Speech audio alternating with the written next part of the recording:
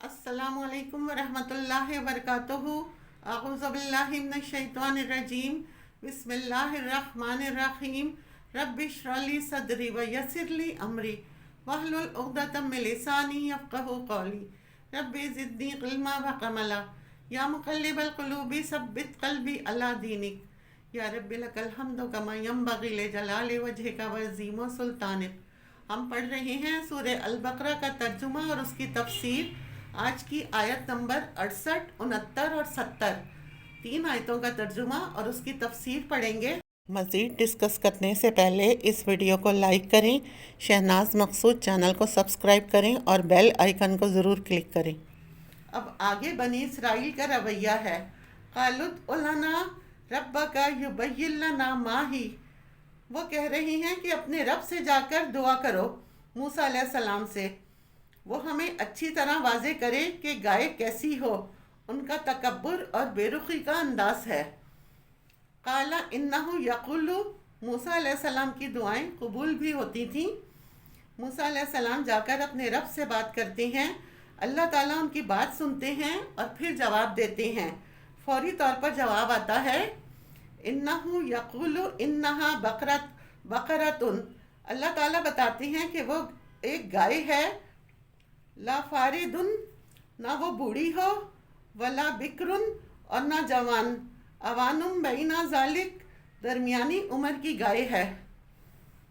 جواب مل گیا۔ موسیٰ علیہ السلام اپنی قوم سے پھر کہتے ہیں، فافعلوا ما تؤمرون، کر گزرو جو تمہیں کرنا چاہیے، جو حکم ملا ہے اسے پورا کرو۔ اس آیت سے کیا پتہ چلتا ہے؟ ایک تو بنی اسرائیل کا تکبر، سرکشی، اللہ اور رسول کا احترام نہ کرنا، پھر جواب ملنے پر بھی مطمئن نہ ہونا۔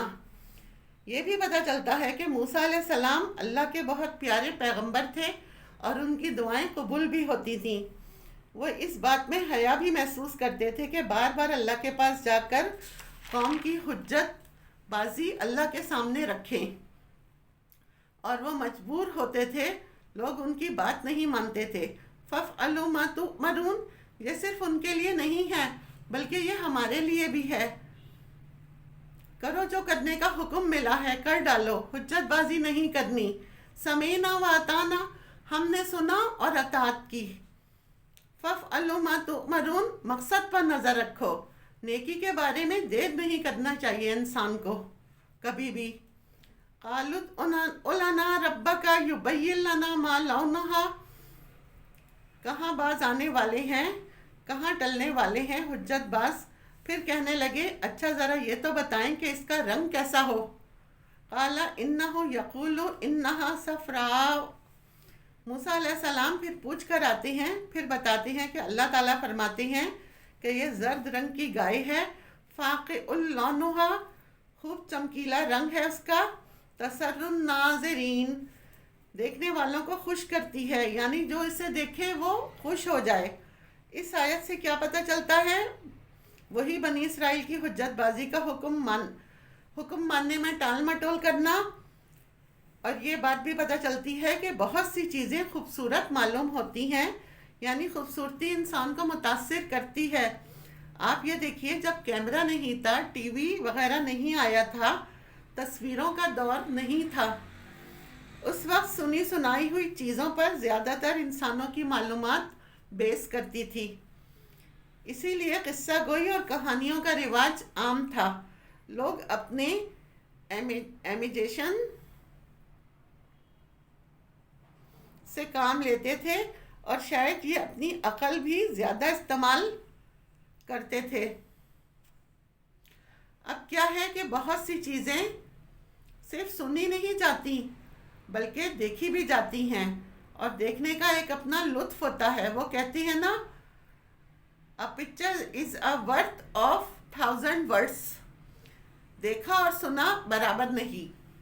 قالوا ادع لنا ربک یبین لنا ما ہی، انہوں نے کہا کہ اپنے رب سے دعا کریں کہ وہ بیان کریں وہ کیسی ہے، کام کرنے والی ہے یا نہیں۔ ان البقرہ تشابہ علینا، گائے ہم پر مشابہ ہو گئی، وَإِنَّا إِنشَاءَ اللَّهُ لَمُهْتَدُونَ، اور بے شک اگر اللہ نے چاہا ضرور پا لینے والے ہیں، ہمیں ضرور ہی وہ مل جائے گی۔ ابو ہریرہ رضی اللہ تعالیٰ عنہ کی ایک حدیث میں آتا ہے، اگر بنی اسرائیل انشاءاللہ نہ کہتے تو قیامت تک وہ گائے نہ پاتے۔ اس آیت سے ہمیں یہ پتہ چل رہا ہے کہ انشاءاللہ کہنے کا بہت بڑا فائدہ ہے۔ جب انسان سچی نیت سے انشاءاللہ کہتا ہے تو اللہ اس سے وہ کام کروا بھی لیتا ہے۔ انشاءاللہ کہنے میں حقیقت میں اللہ پر توکل کا اظہار ہے، لیکن یہ ایک دعا بھی ہے۔ وآخر دعوانا ان الحمد للہ رب العالمین۔